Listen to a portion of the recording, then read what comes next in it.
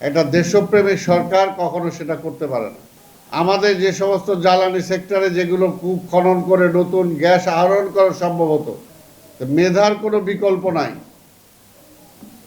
একটা মেধাবী লোক সেটা যে কারো সমর্থক হতে পারে, কিন্তু সেই মেধাবী লোকটাকে যদি আমি কাজে না লাগাই, তাহলে সমাজ ও রাষ্ট্র ক্ষতিগ্রস্ত হয়। এই কারণেই বিএনপি সেটাকে সবসময় প্রাধান্য দিয়েছে। তাই ভাইরা আমার, আজকে আপনারা যে সেক্টরে কাজ করেন,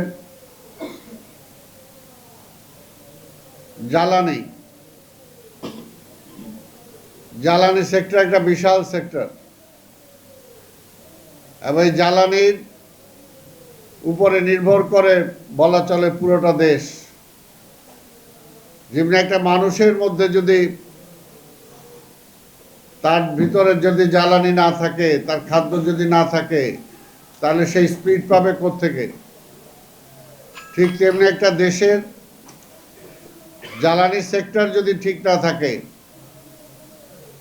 তাহলে সেই দেশের সেই বাড়িঘর মানুষ খাবার প্রস্তুত করতে পারবে না, মিল ইন্ডাস্ট্রিতে উৎপাদন হবে না, অর্থাৎ সব কিছু স্থবির হয়ে যাবে। এইরকম একটা সেক্টর, সেটাকে যদি ভালো ব্যবস্থাপনা না দেয়া যায়, তাহলে স্বাভাবিকভাবে সামনের দিকে আমরা এগোবো কীভাবে? আপনারা দেখেছেন যে আমাদের এই জ্বালানি সেক্টরে আমাদের গ্যাস দীর্ঘ 17টা বছর আওয়ামী লীগ ক্ষমতায় ছিল। সেই সময় জ্বালানি তেলের নতুন কোনো কূপ খনন করা হয় নাই। শেষের দিকে যখন আমরা বারবার বলতেছি, তখন এসে দুই একটা জায়গায় তারা চেষ্টা করেছে। কারণটা হলো একটাই, যে তারা প্রতিবেশী রাষ্ট্রকে খুশি রাখতে চায়। খুশি রাখতে চায় কি, আমার সম্পদ আমি দিয়ে খুশি রাখতে হবে এমন কোনো সম্পর্ক তো আমার দরকার নাই। যে আমার নিজের স্বার্থ বিক্রি করে দিয়ে আপনাকে খুশি করব, আর আমার মানুষ কষ্টে থাকবে, সেটা তো হতে পারে না। আমরা দেখেছি জ্বালানি সেক্টরে বিদেশ থেকে আমদানি করা হয়েছে কোটি কোটি টাকার ভর্তুকি দিয়ে, অথচ আমাদের যে সমস্ত জ্বালানি সেক্টরে যেগুলো কূপ খনন করে নতুন গ্যাস আহরণ করা সম্ভব হতো, জ্বালানি সংগ্রহ করা সম্ভব হতো, সেদিকে তারা দৃষ্টি দেন নাই। বরঞ্চ বেশি টাকা দিয়ে বিদেশ থেকে আমদানি করার দিকেই তারা বেশি ব্যস্ত ছিল। কারণ বেশি টাকা দিয়ে আমদানি যদি করা যায়, তাহলে ওই সেক্টরের সাথে যারা জড়িত আছেন সবার 2 পয়সা ইনকাম বেশি হয়, তারা ইনকামটা বেশি পায়। এই জন্যই তাদের নিজস্ব স্বার্থে দেশের স্বার্থ তারা জলাঞ্জলি দিয়েছে। আমরা দেখেছি যে কিভাবে আমাদের বিদ্যুৎ সেক্টরটাকে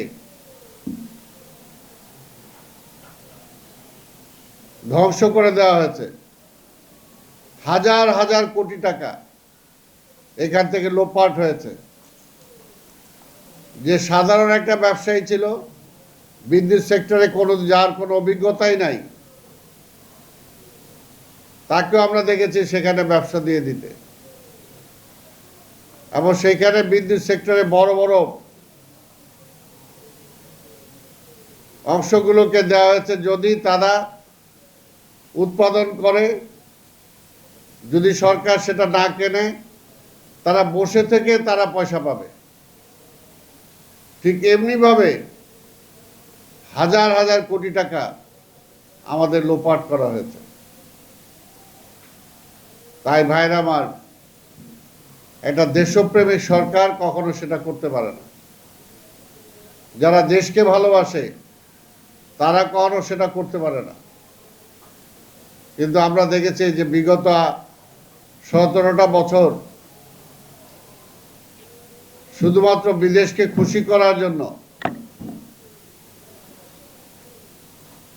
বাংলাদেশের প্রত্যেকটা সেক্টরকে ধ্বংস করে দেওয়া হয়েছে।